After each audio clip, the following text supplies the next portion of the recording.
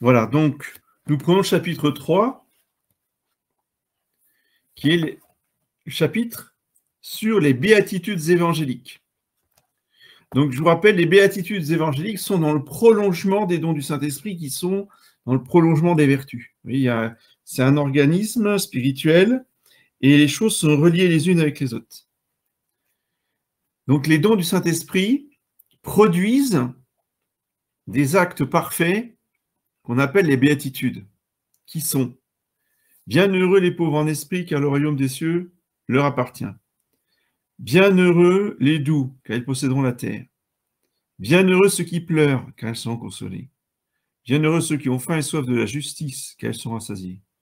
Bienheureux les miséricordieux, car ils trouveront miséricorde. Bienheureux les cœurs purs, car ils verront Dieu. Bienheureux les pacifiques, parce qu'ils seront appelés enfants de Dieu. Et enfin, la dernière n'est pas une béatitude. Il n'y a que 7 béatitudes, parce qu'il y a 7 dons du Saint-Esprit et 7 vertus. Mais la 8e est le résumé de toutes les 7 qui précèdent. Bienheureux ceux qui souffrent persécution pour l'amour et de la justice, car le royaume des cieux leur appartient.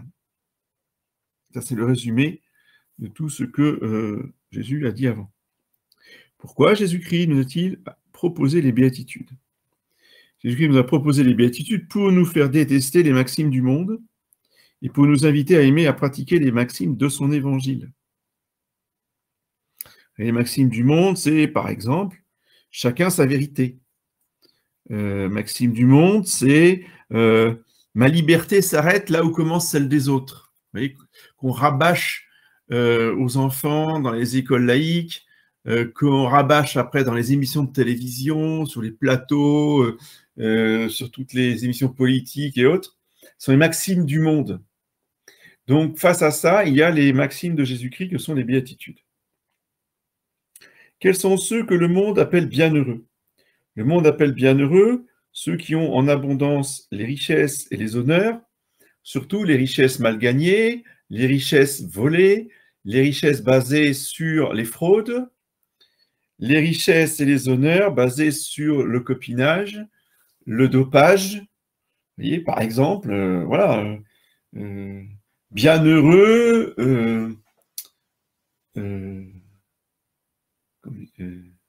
Raphaël Nadal, parce que c'est le seul joueur de tennis au monde dans l'histoire qui a gagné 22 grands chelems, etc. À coup de dopage et de je ne sais quoi comme fraude, alors, etc., etc.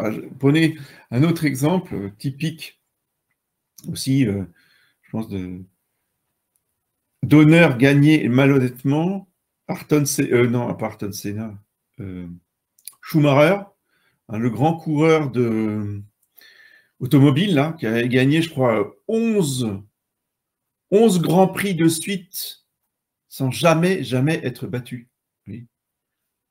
Il a été très humilié ensuite. Enfin, Dieu l'a puni de façon exemplaire par une chute et un coma qui a duré pendant des années et des années. Mais voilà, c'est ça que Jésus veut dire, vous voyez, par les honneurs et les richesses gagnées selon l'esprit du monde avec les moyens du monde. Ceux qui vivent dans les délices, les plaisirs, vous voyez, les stars de cinéma, les joueurs de foot, voilà, c'est ça que le monde propose comme exemple aux jeunes. Qu'est-ce que les jeunes doivent admirer? Ils doivent admirer Mbappé, ils doivent admirer Georges Clooney, ils doivent admirer je ne sais qui, voilà, Sylvester Stallone pour certains, bon, c'est peut-être mieux que Clooney, enfin bref, ou Tom Cruise, voilà. Mais on est de toute façon très très très loin, on est aux antipodes des béatitudes. Et ce qui résume tout, c'est que les bienheureux sur terre dont on montre l'exemple sont des gens qui ne doivent pas souffrir, ou du moins qui ne doivent pas montrer leur souffrance, parce que forcément ces gens-là souffrent. Voyez, et d'ailleurs, ils sont très très embêtés. Vous remarquez quand il y a une vedette, quand il y a une célébrité, qui tombent malades, qui souffrent, on est très très discret. Enfin, on essaye de gommer la souffrance de ces personnes-là. Style Céline Dion, en son temps, Johnny Hallyday, toutes ces stars mondiales hein, qui ont justement gagné leur célébrité grâce à des moyens, à mon avis, pas très naturels. Eh bien, le monde est très embêté quand il souffre et quand il meurt. Voilà, le jour de l'enterrement, alors là, alors il y a une réaction. Alors le jour de l'enterrement, la réaction, c'est de dire, mais il est au ciel, il est sauvé, il est dans la maison du Père, il est je ne sais où. Voilà. Mais il ne souffre pas. De toute façon, il ne peut pas souffrir. Il ne peut pas être au purgatoire. Qu'est-ce que les pauvres en esprit que Jésus-Christ appelle les bienheureux? Alors, les pauvres en esprit, selon l'Évangile, là, la première béatitude, sont ceux qui ont le cœur détaché des richesses. Cela ne veut pas dire qu'ils sont pauvres, c'est-à-dire que leur portefeuille est vide. Oui. Ça, c'est l'interprétation de la théologie de la libération. Qu'est-ce que c'est que la théologie de la libération? C'est une espèce de théologiens, des prêtres, des évêques d'Amérique du Sud qui ont bâti, si vous voulez, la révolution marxiste sur la base des béatitudes de l'Évangile, en disant que le premier révolutionnaire, c'était Jésus-Christ. Et donc, comprenant l'Évangile dans le sens purement littéral, ce n'est pas du tout ce que veut dire Jésus-Christ. Lui, il veut parler de l'esprit avec lesquels eh bien, on manipule les richesses. Donc, le catéchisme précise et développe en faisant un bon usage, s'ils en possèdent, ne les recherchant pas avec sollicitude, c'est-à-dire s'il nous manque des biens, pas forcément que de l'argent, mais des biens, bien, on s'en enquiert, on se met en recherche, mais tranquillement, la paix dans l'âme, en priant Saint Joseph, en se disant, bah, quand le ciel m'accordera ce bienfait, je le remercierai, je suis ouvert, et puis il n'y a pas de limite non plus. Il faut dire, ah, je demande qu'un peu, je veux surtout pas être riche. Non, non, non, faut arrêter ces bêtises. Si Dieu veut vous donner 100 000 euros, bien tant mieux. Si la semaine prochaine vous héritiez d'un grand-oncle que vous connaissez même pas, que vous avez à peine entendu parler, que vous avez un coup de fil du notaire qui vous dit, monsieur, madame, vous êtes l'heureux héritier ou héritière, l'heureuse héritière de cet héritage. Ah non, non, moi je veux rester pauvre, je suis catholique maintenant, je veux pas de cet argent. Bon, on arrête ces bêtises. Donc, à la fois, on ne brûle pas de désir des richesses, parce que ça, c'est le feu de l'enfer, on est bien d'accord, mais à la fois, on accepte tout ce que Dieu nous envoie. Oui, c'est le grand équilibre de la spiritualité catholique. Donc, en faisant un bon usage des richesses si on les possède, en ne les recherchant pas avec sollicitude si on en est privé, en souffrant la perte avec résignation. Alors, si Dieu veut nous faire subir des pertes de biens ou d'argent, oui, ça aussi, ça peut arriver. Et ça arrive même à des gens riches, même à des gens qui gèrent bien leur portefeuille. Parfois, il y a des risques et on peut perdre de l'argent. Oui. Seul celui qui est pauvre en esprit, détaché, bon, il a perdu 30 000 euros, il a perdu 30 000 euros. Et alors? C'est pas grave. On en gagnera plus encore dans 5-10 ans. Vous voyez, on est détaché. Oui. Oui, je suis plus riche cette année. J'ai gagné beaucoup plus d'argent parce que j'ai plus travaillé, tout simplement. Donc, il n'y a aucune honte à ça. Ah oui, mais l'État va me prendre des impôts. Et alors, en ce moment, c'est clair que l'État a un très gros appétit, il se sert largement. Si vous n'êtes pas pauvre en esprit, vous en tombez malade. Vous dites, j'ai travaillé comme un Turc, ou comme enfin, vous êtes dépensé, vous avez sué sang et eau pendant la moitié de l'année, pas pour vous, mais uniquement pour l'État. Alors, si vous pensez à ça régulièrement, que ça vous rend malade, alors évidemment, là, c'est clair que c'est très mauvais. Votre cœur est attaché à l'argent. Tant pis que l'État m'a pris plein d'argent. C'est injuste, on est bien d'accord. Je ne dis pas que c'est juste. Mais de toute façon, on n'y peut rien. Vous ne pouvez rien contre ça. Donc, on accepte de perdre de l'argent avec résignation quand ces richesses nous sont enlevées de force par l'État. Et, eh bien, on continue d'investir intelligemment, oui, évidemment, en essayant de ne pas mettre voyez, de l'argent dans les entreprises où l'État est présent, comme dit Charles Gave. Donc, on investit dans des choses qui sont privées et qui fonctionnent en dehors de l'État. Mais même là, si jamais l'entreprise a un revers, oui, on n'en tombe pas malade. C'est des choses qui arrivent, tant pis pour moi, c'est pas grave. Oui. Merci mon Dieu. C'est ça le vrai esprit de pauvreté. Et quand on a de l'argent, quand on fait des plus-values, quand vraiment on fait des bonnes opérations, c'est pas uniquement pour en jouir tout seul. Si on fait des bonnes opérations et qu'on peut gagner un petit peu d'argent, il faut que ça serve pour les enfants, il faut que ça serve pour la famille, il faut que ça serve pour les écoles. Et si on gagne vraiment beaucoup, beaucoup, beaucoup d'argent, ce qui peut arriver, hein, il n'y a aucune honte à ça, eh bien, on aide les autres familles qui sont en difficulté. On aide, vous voyez, je ne sais pas moi, restaurer une église ou je ne sais quoi. Enfin, il y a tout un tas de choses vraiment très bien pour la gloire de Dieu, pour servir le prochain. Il y a plein de choses à faire. Et c'est dans cet esprit-là, vous voyez, qu'il faut être pauvre en esprit. Deuxième béatitude, qu'est-ce que les doux?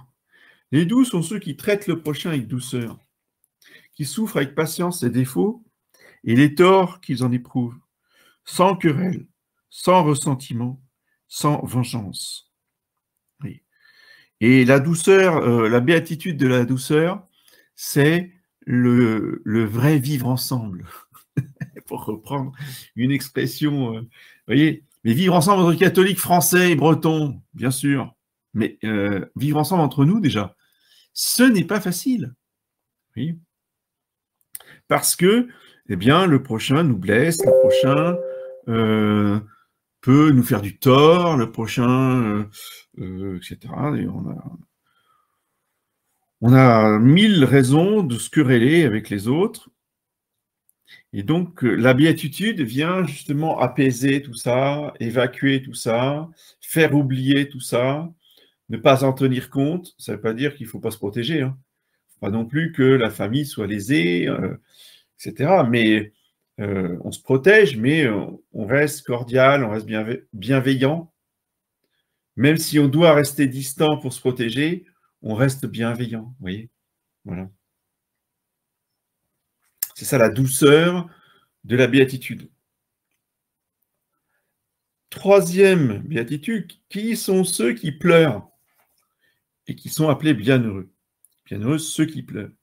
Ceux qui pleurent, cependant sont appelés bienheureux, sont ceux qui souffrent avec résignation les tribulations, qui s'affligent à cause des péchés commis, des maux, des scandales qu'on voit dans le monde, de l'éloignement du paradis et du danger de le perdre. C'est vrai que quand on voit tous ces pécheurs qui vont jusqu'au suicide, qui vont jusqu'à aller dans les écoles pour tirer sur des petits-enfants avec un fusil, mais on se dit, mais c'est pas possible, quoi. Je veux dire, on atteint l'innommable, on atteint des sommets de méchanceté, de mal. Vous voyez, et c'est Dieu, c'est Jésus-Christ qui est offensé dans tout ça. Ce sont ces larmes-là qui rendent bienheureux. Oui. Pleurer sur Jésus-Christ qui est offensé par tous ces crimes. Qui sont ceux qui ont faim et soif de justice? Ceux qui ont faim et soif de justice sont ceux qui désire ardemment de croître toujours davantage dans la grâce divine et l'exercice des œuvres bonnes et vertueuses. Donc, ceux qui ont faim et soif de la justice sont ceux qui désirent ardemment de grandir toujours davantage dans la grâce et les œuvres bonnes. Les bonnes œuvres. Je vous rappelle les 7 bonnes œuvres de miséricorde corporelle et les 7 bonnes œuvres de miséricorde spirituelle. Donc, c'est dans ce sens-là qu'on entend la justice, et non pas de réclamer ce qui m'est dû. J'ai faim et soif de justice, c'est-à-dire qu'on vienne me payer tout ce qu'on me doit. Ce n'est pas du tout ça, la béatitude de l'Évangile. Qui sont les miséricordieux? Bienheureux les miséricordieux, ils seront faits miséricorde. Les miséricordes sont ceux qui aiment leur prochain en Dieu et pour Dieu, qui ont compassion des misères spirituelles et corporelles, et tâchent de le soulager selon leur force et leur état. Donc le prochain, si vous voulez, même surtout quand il est méchant, quand il est agressif, c'est qu'il est blessé, c'est qu'il est plein de misère, c'est que on lui a fait peut-être plein de méchanceté dans sa vie, dans son passé, dans son enfance. Et c'est quelqu'un qui a la sensibilité complètement détraquée. On rencontre énormément de contemporains comme ça, même quand ils débarquent dans nos chapelles. Et parfois, il y en a, vous ne connaissez pas leur degré de misère, leur degré de souffrance. Oui. Et donc, avoir un cœur miséricordieux, c'est quand on voit un comportement négatif ou agressif, voire méchant, se dire que, eh bien, cette personne-là, vous voyez, elle a certainement dû subir des choses dans son passé qui font qu'elle est comme ça actuellement. Et si on peut essayer de les soulager, si on peut essayer justement de compatir, vous voyez, avec discrétion, il ne s'agit pas de fouiller dans le passé des gens, pas du tout, c'est pas ce que je veux dire, mais d'avoir cette compassion prudente, attention, je rajoute prudente, parce que si on a une compassion non éclairée, on peut se faire complètement détruire. Il y a des gens qui sont toxiques. Ce n'est pas parce que la personne toxique, on va avoir la compassion pour elle en comprenant qu'elle est comme ça à cause de sa misère et de ce qu'elle a vécu dans le passé. Ce n'est pas pour ça qu'il faut se jeter à son cou et puis se laisser manipuler par sa méchanceté. Vous voyez ce que je veux dire? Donc tout est en nuance, tout est en prudence. Mais, si vous voulez, l'esprit de l'Évangile, c'est pas l'esprit du monde. L'esprit du monde, c'est on va condamner cette personne. De toute façon, celle-là, je la supporte pas, elle est comme ci, elle est comme ça, je la déteste, je veux pas la voir, je veux pas la rencontrer, je veux pas la croiser, je veux pas lui dire bonjour. J'ai entendu ça, même dans ma chapelle. D'accord? Donc, ça, c'est du vécu, ça. Ça, c'est pas possible. Ça, c'est pas la béatitude, vous voyez? Ça, c'est pas la miséricorde. Je ne dis pas que l'autre personne en face n'avait pas des torts. C'est clair qu'il y a des torts, mais on ne réagit pas comme ça. Quand on est catholique, justement, eh bien, on sait à la fois utiliser la béatitude de la douceur, ce que j'ai dit tout à l'heure, supporter avec patience les défauts et les torts du prochain, sans se venger, et on est miséricordieux, c'est-à-dire qu'on a compassion de cette personne qui est...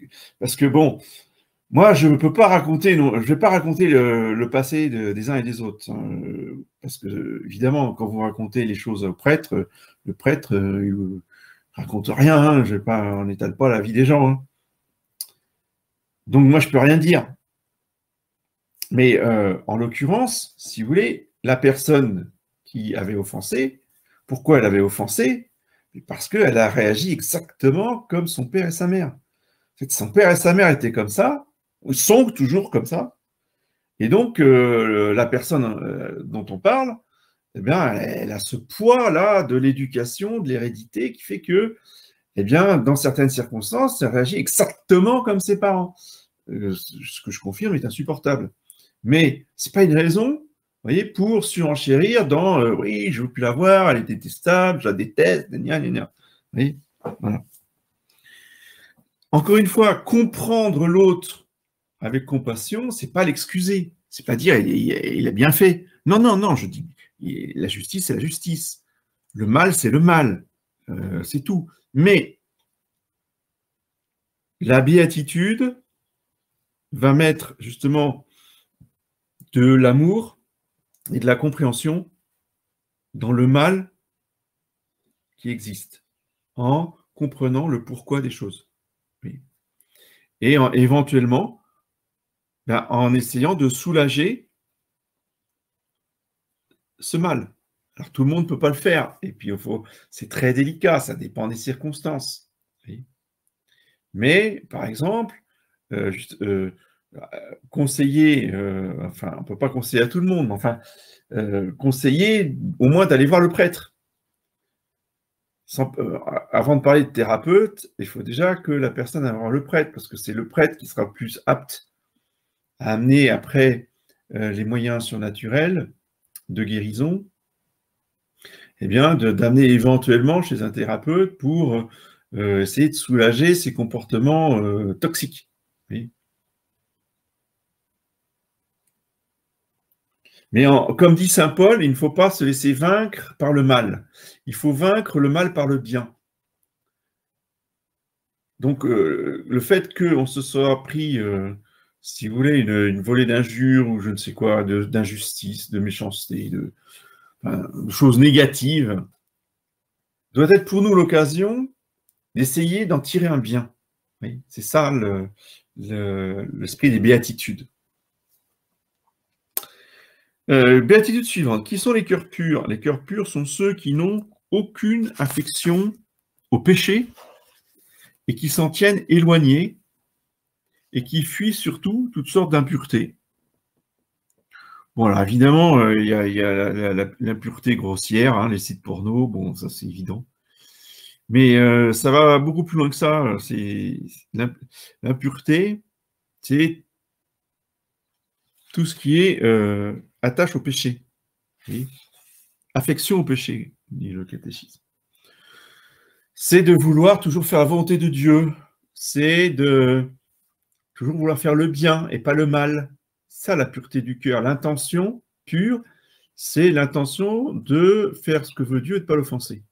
C'est beaucoup plus large. Qui sont les pacifiques? Bienheureux les pacifiques. Alors, les pacifiques, pas les pacifistes, merci, pacifiques sont ceux qui conservent la paix avec le prochain, avec eux-mêmes, et qui tâchent de mettre la paix entre ceux qui sont divisés. Et je m'empresse de dire, après saint Augustin, que les pacifiques qui veulent conserver la paix, s'ils veulent la paix, ils préparent la guerre. Oui. Ne peut être instrument de paix que celui qui est prêt à faire la guerre aux méchants. Justement, alors, quand tous les moyens de miséricorde et de douceur sont épuisés, qu'on a essayé de faire, donc ça c'est la priorité. On commence par la douceur, la miséricorde. Mais vous avez des gens qui sont tellement méchants, tellement déchaînés, tellement virulents, tellement haineux, et qui têtus en plus, orgueilleux, têtus, qui ne veulent rien entendre, qui persévèrent dans leur... et qui veulent vraiment faire du mal à tout le monde, c'est-à-dire que ce sont vraiment des pestes, des cancers dans une communauté. Bien dans ces cas-là, le pacifique, vous voyez, va rentrer en conflit. C'est ça que ça veut dire. Bon, la guerre, c'est un mot qui est exagéré, enfin, pour les choses privées. La guerre, c'est réservé aux États. Mais Saint Augustin, quand Saint Augustin dit ça, il parle justement des États. Hein, il parle de la cité de Dieu et de la cité de Satan. Donc, c'est dans ce contexte qu'il dit cette phrase. Mais nous, pour ce qui est des relations privées, on ne va pas parler de guerre, évidemment, on va parler de conflit. Un conflit privé entre personnes. Et il faut être prêt à affronter le conflit jusqu'à l'exclusion. C'est-à-dire qu'il faut que le chef de la communauté tranche si la personne est intraitable, est inaccessible à la raison, est inaccessible au bon conseil. Bon, bah, à un moment donné, oui, il faut trancher. C'est vrai dans les écoles, c'est vrai avec des jeunes, c'est vrai avec des enfants. Il y a des enfants qui sont des pestes, des enfants qui sont quasiment possédés, qui sont absolument détestables, méchants avec les autres, qui jouissent de faire souffrir les autres. On a tous connu ça dans les cours de récré quand on était petits. Là, les exemples, ça ne manque pas. Mais dans une école catholique où le directeur ou la directrice se respecte, ces enfants-là, alors comme ce que je vous ai dit tout à l'heure, on commence par la douceur, on commence par la miséricorde, on commence par les bons conseils, on commence par les punitions graduées. Hein. D'abord, tu vas faire des lignes, ensuite, voilà, après, tu vas être collé le samedi matin. Vous voyez, bon, il y a une gradation. Mais si l'élève s'entête, persévère dans sa méchanceté à faire souffrir tout le monde, si en plus il ne travaille pas, c'est sur le gâteau, hein, si c'est un cancre qui ne veut pas travailler, eh bien à ce moment-là, il faut trancher, il faut voilà, pacifiquement, pour garder la communauté en paix. Vous voyez, ça c'est très très difficile à comprendre pour des esprits modernes. Parce que l'esprit moderne, c'est vivre ensemble avec les pires racailles et se laisser dépouiller, voler, etc. Et ne rien dire pour garder la paix. Comme si ça allait garder la paix. C'est pas la paix, hein. C'est la open bar pour les raids et les razzias. Et c'est exactement ce qui se passe dans la plupart des chapelles. Voilà, ouais. C'est ma phase critique. Ouais, c'est ma petite parenthèse critique. Mais bon, je les ai fréquentés plus que vous tous là, qui êtes sur ce groupe ce soir. Donc, comme vous ne connaissez pas, je vous explique. C'est comme ça. J'ai vu ça dans tellement de chapelles. C'est que le prêtre, sous prétexte de charité, eh bien, il dit rien, il supporte tout. Il dit, alors, il cite Saint Paul aussi à mauvais escient, à rebours. Donc, il dit, ah, la charité supporte tout. Non, oui, la charité supporte tout, mais il y a des limites. Et la charité, c'est le bien commun, c'est l'amour pour le troupeau. S'il y a dans le troupeau une espèce de brebis qui est en fait un loup qui est en train de manger le troupeau, et c'est pas la charité, c'est pas de supporter que le loup mange le troupeau. Oui. Donc, être pacifique, c'est prendre tous les moyens pour conserver la paix jusqu'au conflit. Voilà, s'il faut. Qui sont ceux qui souffrent persécution pour l'amour de la justice? Ceux qui souffrent persécution par amour de la justice sont ceux qui supportent avec patience les moqueries, les blâmes, les persécutions, à cause de la foi et de la loi de Jésus-Christ. Donc ça, c'est la 8e qui résume les 7 béatitudes. Il s'agit de souffrir la haine des hommes, la méchanceté des hommes, parce que nous voulons faire la volonté de Dieu et nous respectons la volonté de Dieu. Et ça, il y a les hommes, ils n'aiment pas. C'est un vrai reproche. Et là, j'ai eu un témoignage il n'y a pas longtemps, très intéressant, d'un fidèle qui quand même, enfin, qui arrive en fin de carrière, vous voyez, qui a plus de 50 ans, donc je ne sais pas combien d'années et de vie professionnelle il a, mais enfin bon, on va dire facilement, en gros, 25-30 ans quoi, de vie professionnelle. Et il me disait, voyez, M. l'abbé, dans un bureau, bon, bah, moi je ne me cache pas, hein, il ne fait pas de prosélytisme, il ne fait pas de prêchi-prêcha, mais enfin, on sait qu'il est catholique. Tout le monde sait qu'il a la même femme depuis 30 ans, ou 25 ans, qu'il a 10 enfants, parce que c'est le cas, il a 10 enfants, donc vous savez, vous êtes vite repéré là, hein, dans un bureau, tout de suite, tout le monde vous a classé, père de famille, la même femme, 10 enfants, ouais, c'est le catho, tradi,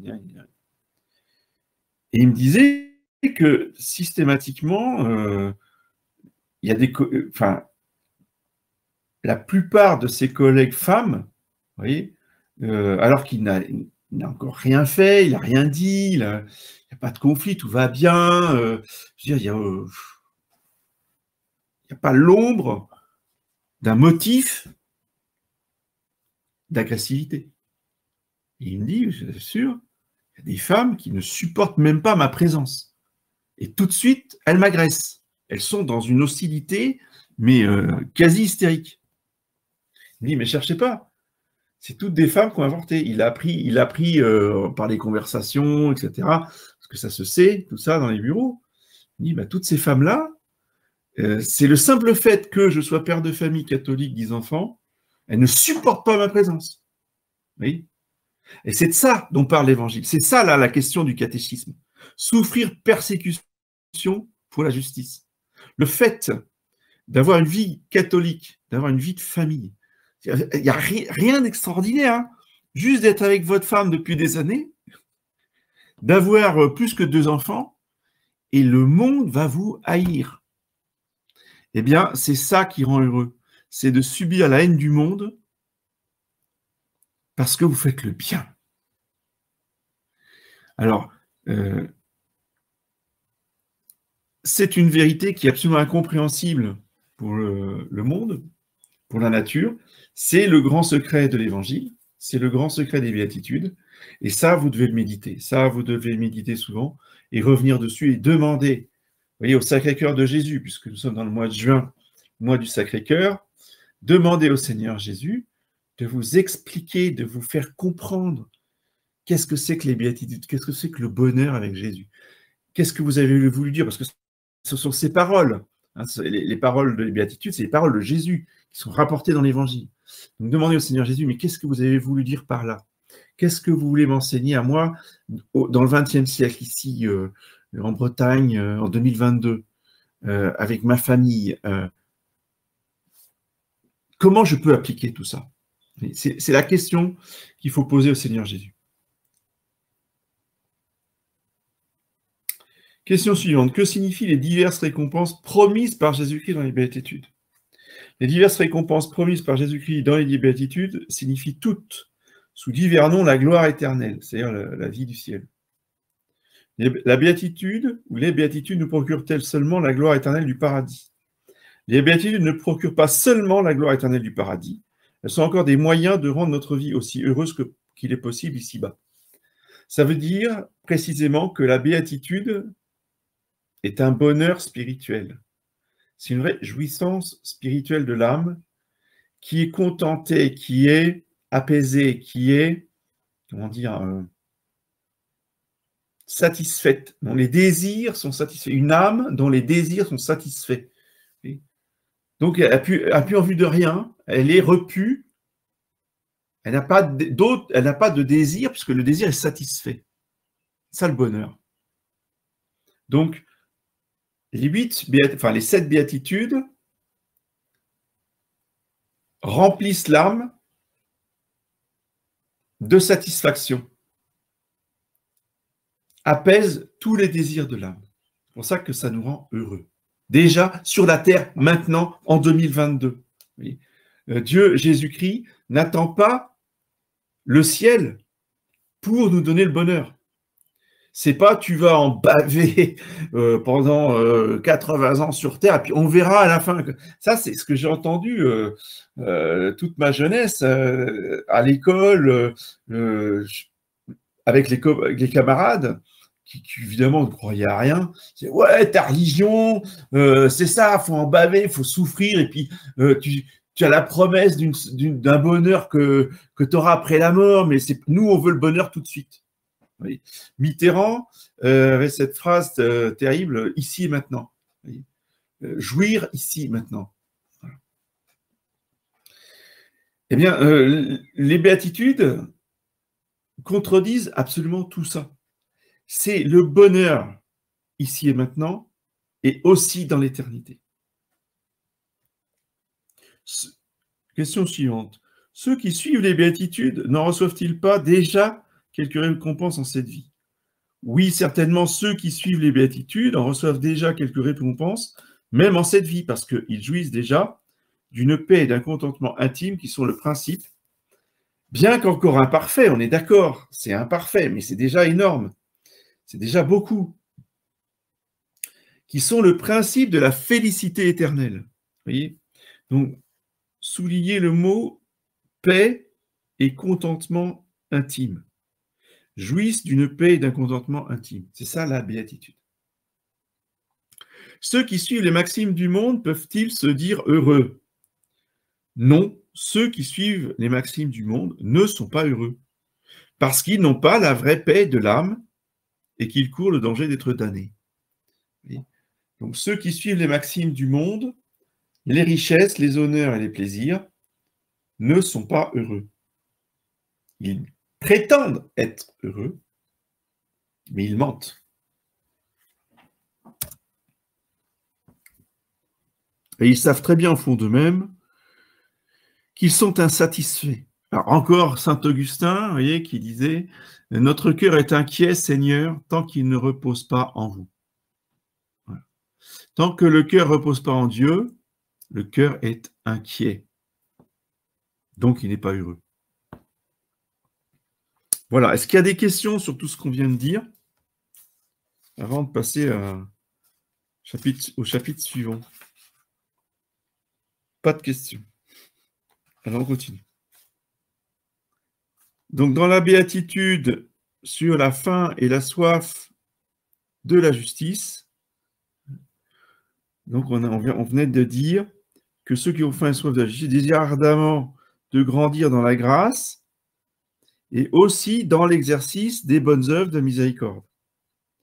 Donc, on a le désir de toujours mieux faire, de toujours plus pratiquer ces œuvres. Alors, on va voir quelles sont ces œuvres de miséricorde.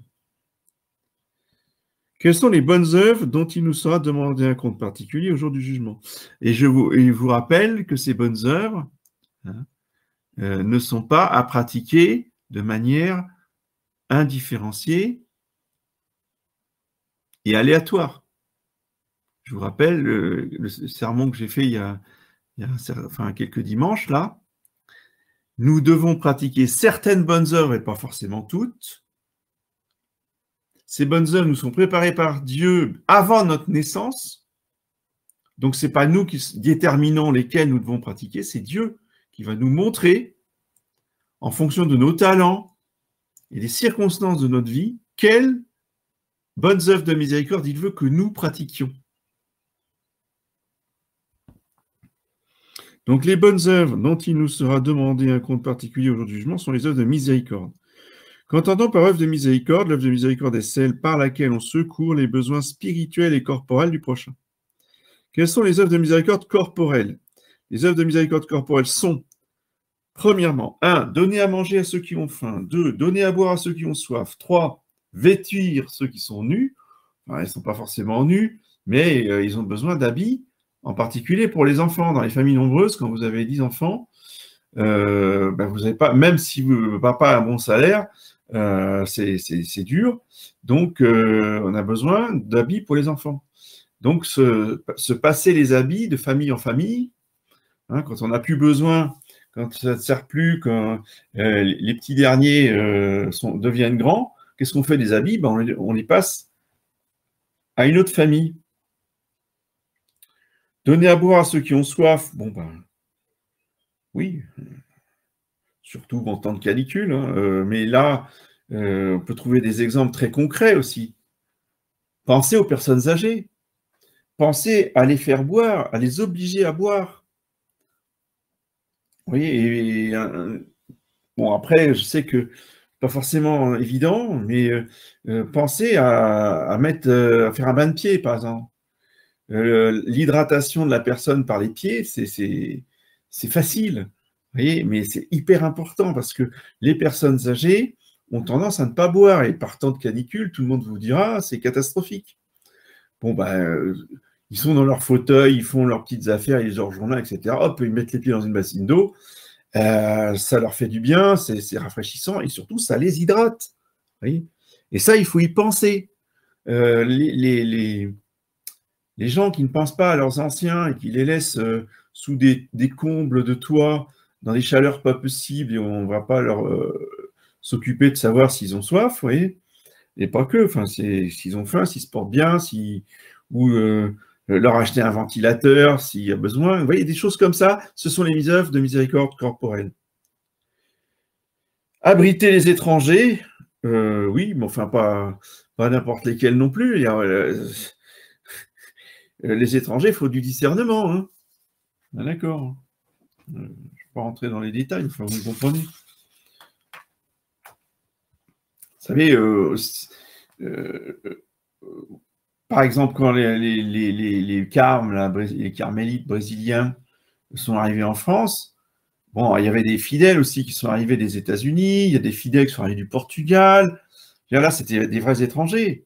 Oui, on s'est décarcassé pour leur trouver des logements, pour les faire rentrer en France, etc. Enfin bref, on s'est occupé d'eux pour, pour les accueillir. Bon, après, ça n'a pas marché, mais c'est pas grave, au moins on a fait la bonne œuvre. Mais il ne faut pas regretter de faire des bonnes œuvres, même si après, ça tourne mal à cause de circonstances. Mais garder cet esprit, vous voyez, de pratiquer les bonnes œuvres. 5e, visiter les infirmes.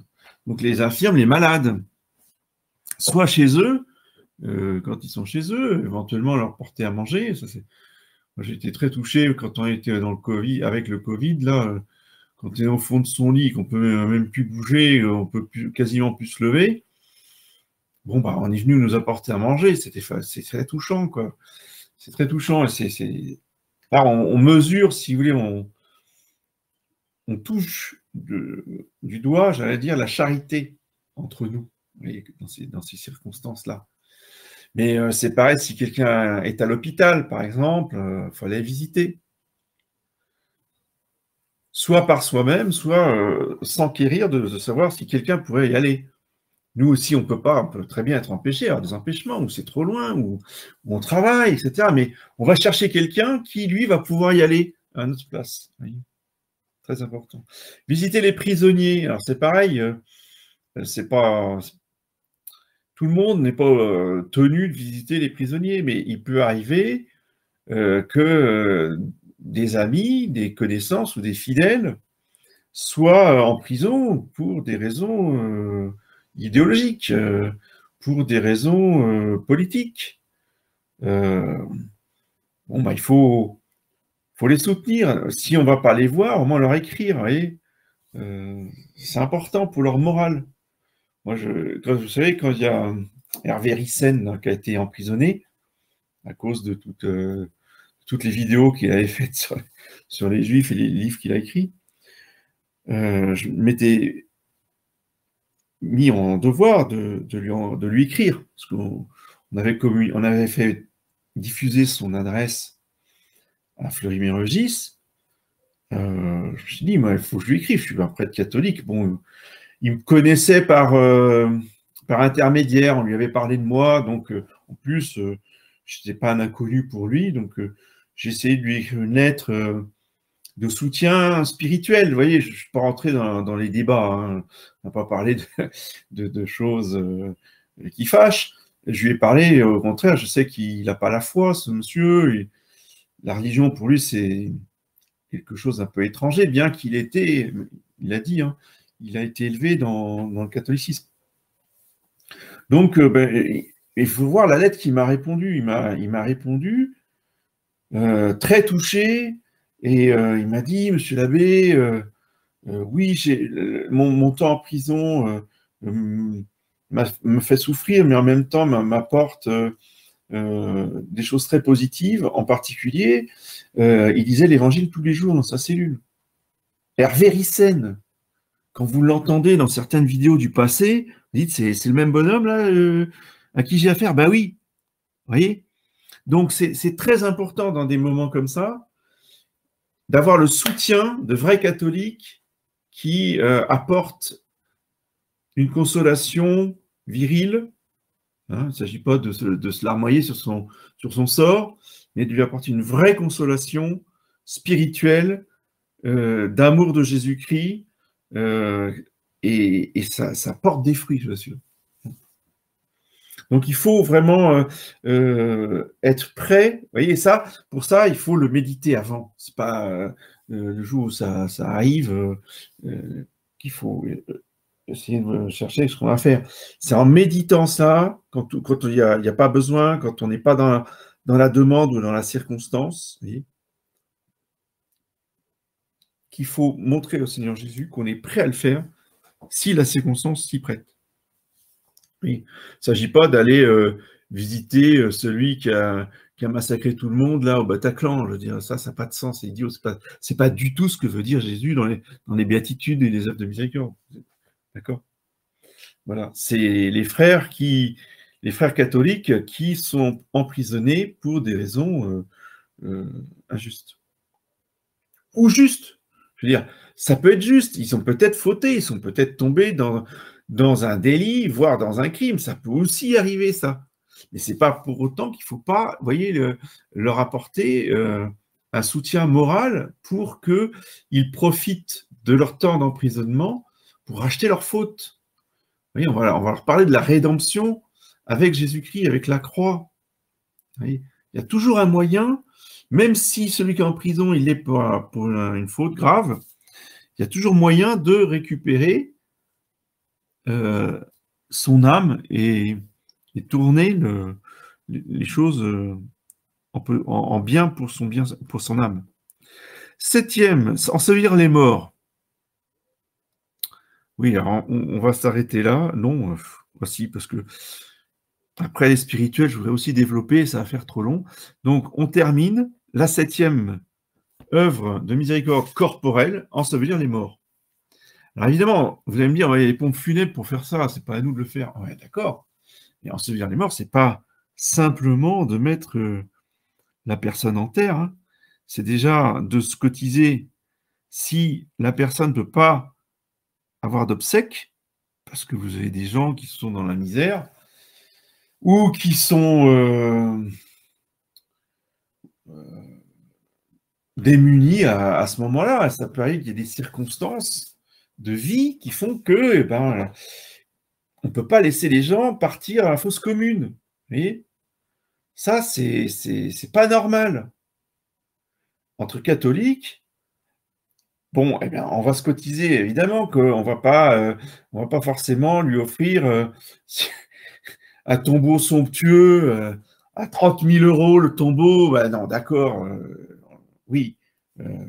Mais il faut au moins qu'il y ait un minimum d'inhumation décente. Vous voyez, un cercueil en bois tout simple, une tombe toute simple, mais faire ce qu'il faut pour qu'il y ait une sépulture correcte.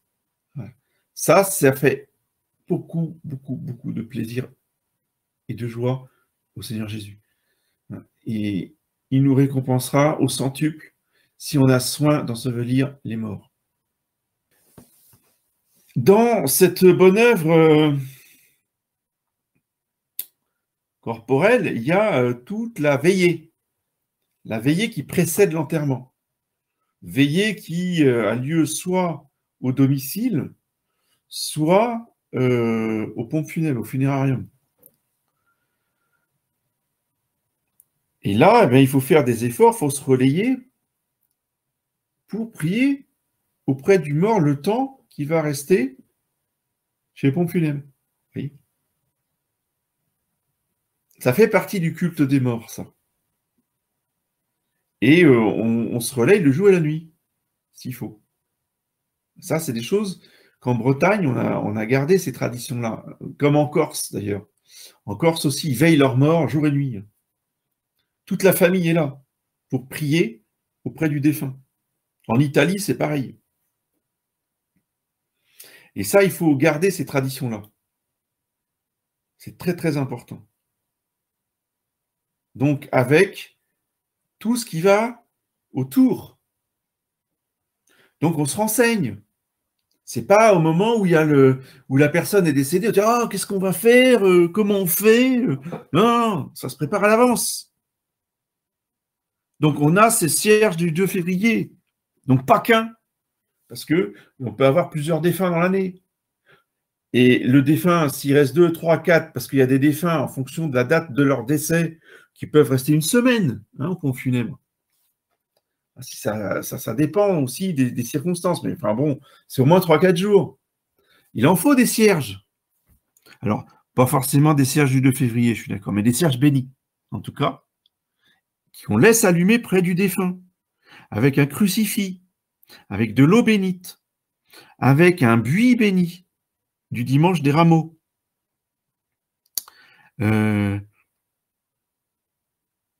Oui, on lui met un chapelet dans les mains et un crucifix, un chapelet et un crucifix. Et il va partir dans le cercueil avec son chapelet et avec son crucifix. Très important.